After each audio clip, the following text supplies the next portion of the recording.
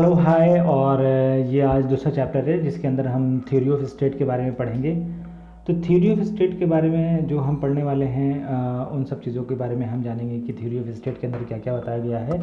अगर आप नए हैं मेरे चैनल पे तो प्लीज़ इस चैनल को सब्सक्राइब कर लीजिए। और ये जो पॉलिटिकल साइंस की एक क्रैश कोर्स है जो आपको एक पॉलिटिकल साइंस समझने में बहुत ज़्यादा हेल्प करेगी। So this is the basic reason of the course. तो हम आज थ्योरी ऑफ स्टेट पढ़ेंगे। थ्योरी ऑफ स्टेट के अंदर बहुत सारी थ्योरीज आई है, बहुत लोगों की व्यूज़ आए, जैसे कि प्लूरलिस्टिक थ्योरी जो थी लास्ट ईयर मैकएवर ने दिया था। इसके अंदर एक और थ्योरी आती है। ये एक क्रैश कोर्स है, मैं इसको पूरे डिफाइन करके जितना भी हो सकता है कि मैं इसको समराइज़ करके बताएंगे।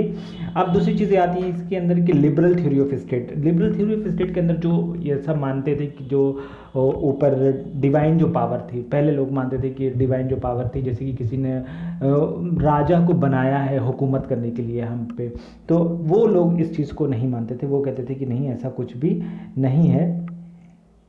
और इस चीज़ को वो नहीं मानते थे, कि वो कहते थे कि ये एक सोशल कॉन्ट्रैक्ट है।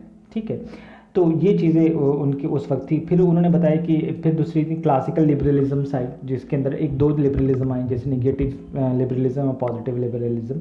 अब इसके अंदर जैसे ये चीज़ याद करना पड़ेगा कि किन किन की इसके अंदर व्यूज़ थे, जैसे बेंथन की, स्पेंसर की। सो इनके था कि जो जो सेल्फ इंटरेस्ट है इंसान का, वो कहीं ना कहीं हमें, हमारी जो सोसाइटी को है और सोशल ऑर्डर को डिस्ट्रॉय कर सकता है। तो इन सब चीज़ों को मद्देनज़र रखते हुए उन्होंने बताया कि जो स्टेट है वो रेगुलेटर की तरह काम कर रही है, कहीं ना कहीं वो वर्क कर रही है रेगुलेटर की तरह। तो उनका ऐसा मानना था कि स्टेट जो है वो रेगुलेटर की तरह काम करती है। लेकिन पॉजिटिव जो हमारी लिबरेशंस आई, उनको जे.एस. मिल ने और एक्सपोनेंट जो थे जे.एस. ग्रीन ने बताया कि नहीं, वेलफेयर की तरह स्टेट को काम करना चाहिए, और उनका एक नज़रिया था। फिर उसके बाद नेगेटिव और पॉजिटिव की बात आती है कि new liberty theory of state के बारे में आती है, जिसको मिल्टन वगैरह और रॉबर्ट ने इन सब चीज़ों को दिया था। कहा कि नहीं, इसके अंदर स्टेट को एज अ रेगुलेटर की तरह नहीं, ओनली फैसिलिटेटर की तरह काम करना चाहिए। कि फैसिलिटेटर की तरह कि क्या हो रहा है क्या नहीं हो रहा है, ये नहीं कि रेगुलेट कर रहे हैं सिर्फ।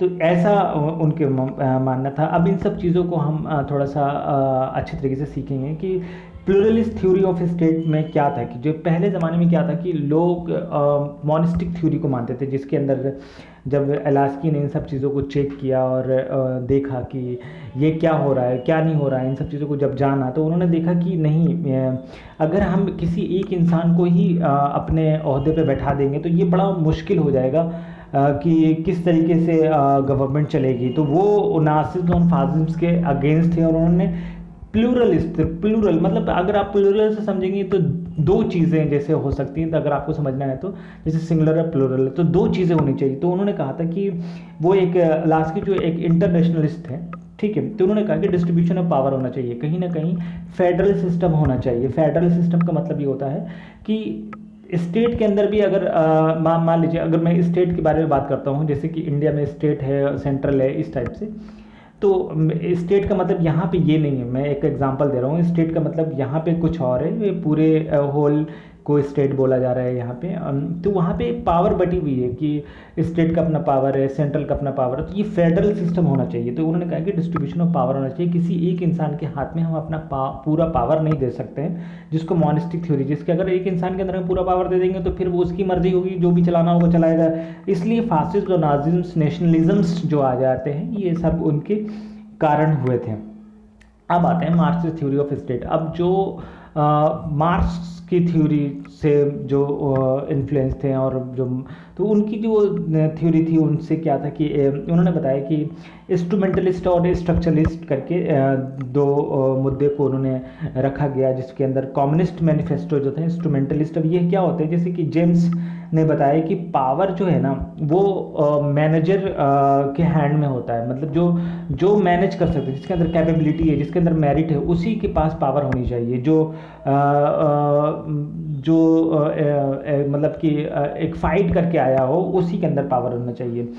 दूसरा जो स्ट्रक्चरलिस्ट अप्रोच जो था उनका था कि नहीं, इक्विलिब्रियम मेकर होना चाहिए। तो ये दो इसमें था। अब इसके बाद क्या हो रहा था कि वर्ल्ड वार चल रहा था, बहुत सारी कंट्री जो हैं मतलब फ्रीडम पा रही थी। तो वहाँ पे एक दो चीज़, पोस्ट क्लोनी जो आप जानते हैं कि क्लोनियल जो पीरियड था, जो ब्रिटिश राज थे और बहुत सारी फ्रीडम आई, तो उसमें क्या हुआ कि लिबरल पर्सपेक्टिव रखी गई। जैसे लूसियन ने अपना कहा कि देखिए कुछ कंट्री जो है, जो अभी भी आज़ाद हुई हैं, कहीं ना कहीं वो पॉलिटिकल डेवलपमेंट की तरफ जा रही हैं। तो ये है उन्होंने बताया। फिर एफ डब्ल्यू रिग जो थे मॉडल, उन्होंने प्रिज्मेटिक मॉडल दिया